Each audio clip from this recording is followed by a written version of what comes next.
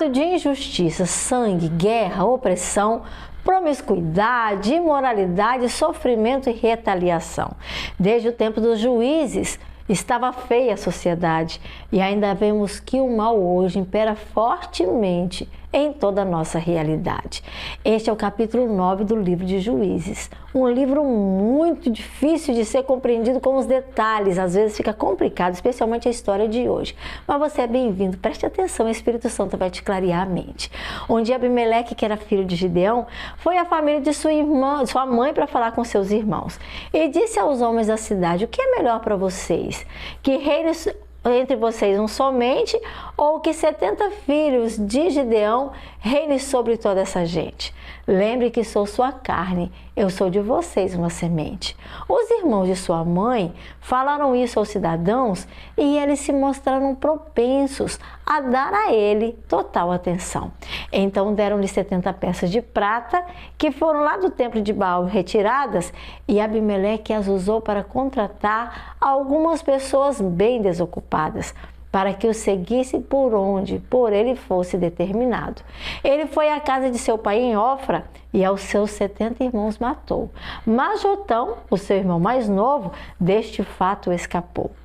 Os cidadãos da cidade de Siquém e de Bet-Milo se reuniram lá ao lado do carvalho para Abimeleque como rei coroar.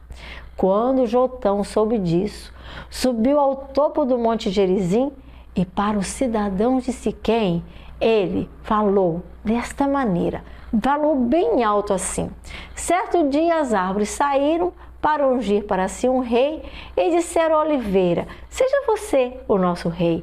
A oliveira, porém, respondeu: ao meu azeite eu vou renunciar, com o qual se presta honra aos deuses e aos homens, para sobre as árvores dominar.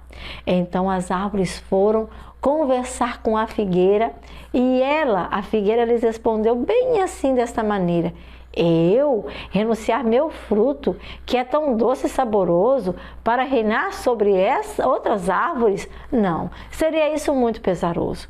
E eles foram até a videira para com ela poder falar, mas ela também achou difícil ao seu vinho renunciar, para que a outras árvores ela passasse a dominar.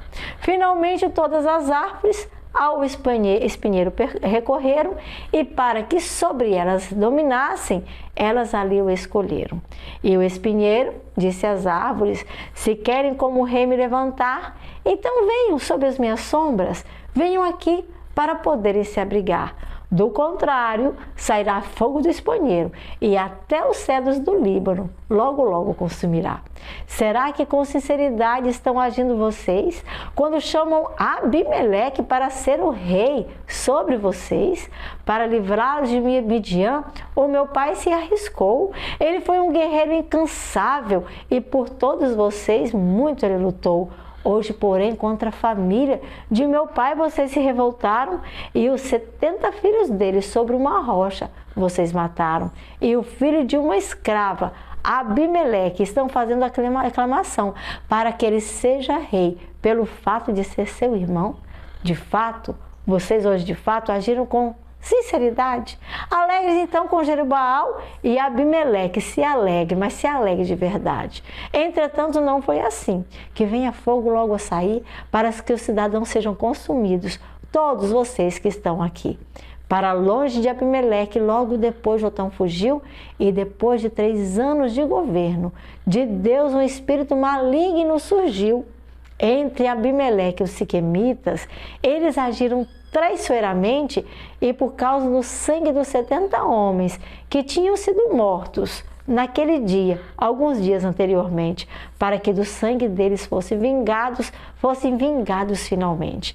Alguns homens para o alto da colina pelos siquemitas foram enviados para emboscarem Abimeleque, e ele foi disso informado. Nesse meio tempo, Gaal, que era filho de Ebed, mudou-se com seus parentes para Siquém, cujos cidadãos da localidade confiavam nele também. Sucedeu que foram ao campo para colherem uvas e as pisar, e fizeram uma festa no templo do seu Deus, para comer e para beber, e para Abimeleque amaldiçoar. Então Gaal, filho de Ebede, disse: quem é Abimeleque para que o sirvamos? Nem Siquém, filho de Jerubaal, estará aqui nos representando. Sirvam os homens de Amor, que é o pai de Siquém, porque servir Abimeleque? Ah, não, ele não representa ninguém. Ah, se eu pudesse, disse ele, a esse povo comandar, de Abimeleque rapidamente eu iria me livrar. E diria que seu exército contra mim poderia até mobilizar. Quando o governante daquela cidade ouviu tudo isso, ficou muito indignado. Enviou mensageiros a Abimeleque a dizer: os homens da cidade estão muito agitados. Venha de noite contra eles, mas venha muito bem preparado. Venha de noite e espere no campo até haver claridade. E quando isso acontecer, você pode atacar a cidade. Abimeleque e suas tropas partiram da noite daquele dia e prepararam emboscadas perto de Siquém. Fizeram isso em 4 companhias. Gaal, filho de Elebe, tinha saído, estava à porta da cidade, quando Abimeleque e seus homens vieram com muita ferocidade. Quando Gaal os viu, disse a Zebul: do alto das colinas vem gente descendo. Zebul, porém, disse: você se confundiu, são montes que você está vendo. Não, mas vem gente descendo. Gaal tornou a falar: pelo caminho dos adivinhadores, eles descem e logo eles vão aqui chegar. Disse-lhe Zebul: onde está toda a conversa, aquela que você falou? Que é mesmo Abimeleque, aquele que você ridicularizou? Sai agora para a luta. E Gaal para fora os conduziu, e a luta começou com Abimeleque. Muita gente a isso viu. Mas Abimeleque foi mais forte, e Gaás então fugiu. Muitos homens de Siquém pelos caminhos foram morrendo, enquanto Abimeleque em Aruma ficou ali, permanecendo. Zebul expulsou Gaal de Siquém, e Abimeleque ficou sabendo. Então dividiu seus homens, 3 grupos foram formados, e em emboscadas no campo eles ficaram bem preparados. Os que estavam no campo foram mortos à espada, e aquela cidade todinha foi totalmente destruída, acabada. Espalhou-se sal sobre ela, e dela não ficou nada. Quando os cidadãos que estavam na torre de Siquém entraram na fortaleza, no templo de El-Berite também, quando Abimeleque soube que esses homens se reuniram, ele e todos os homens, o monte Zalmon, subiram. Ele então apanhou um machado e um galho grande ele cortou, e esse galho da árvore sobre os seus ombros ele colocou. E aos homens que estavam com ele então começou a ordenar que o que ele estava fazendo, eles precisavam imitar. E todos os homens seguiram Abimeleque, galhos de árvores eles cortaram, empilharam um galho junto à fortaleza, e ali, aquela fortaleza, eles incendiaram. Todo o povo que estava na torre, tudo ali se acabou. A seguir, Abimeleque foi a Tebes, a sitiou e a conquistou. Mas dentro da cidade havia uma torre fortificada, e o povo todo fugiu depressa e foi para a torre em debandada. Eles subiram para o telhado da torre, tendo as portas bem trancadas.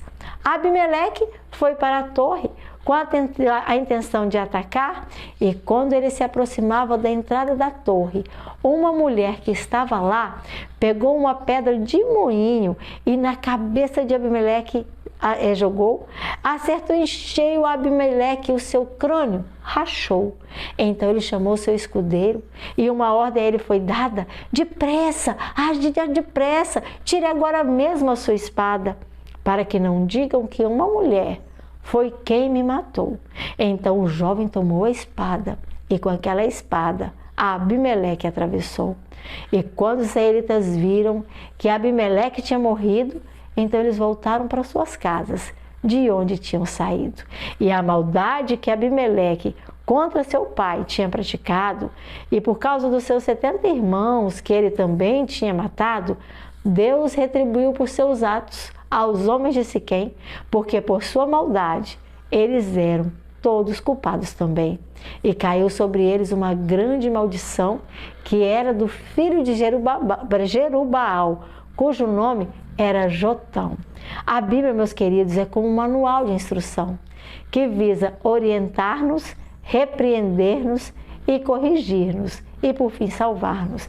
Nela encontramos um Deus que está disposto a nos ajudar e que, por causa do amor e da graça, a salvação está todo dia a nos ofertar. É uma história um pouco complicada, muito sangue. Eu não gosto nem de imaginar essas cenas. Eu sou do tipo da pessoa que não gosta de morte, mas a morte é necessária. Um dia o mal será totalmente destruído. E a Bíblia diz que esse será um ato estranho de Deus, quando Ele vai ter que destruir pecadores junto com o pecado. Sabe, meus queridos, o juízo de Deus não falha. A gente às vezes acha que tarda, mas Ele nem tarda, Ele vem na hora certa. E isso aconteceu para vingar. Abimeleque era um filho bastardo e ele quis reinar, por isso ele matou todos os seus irmãos. Não era para ver isso entre o povo de Deus, como também não é da vontade de Deus que haja tantos problemas entre nós, tantas picuinhas, tantas rixas, fofocas, dissensões, problemas.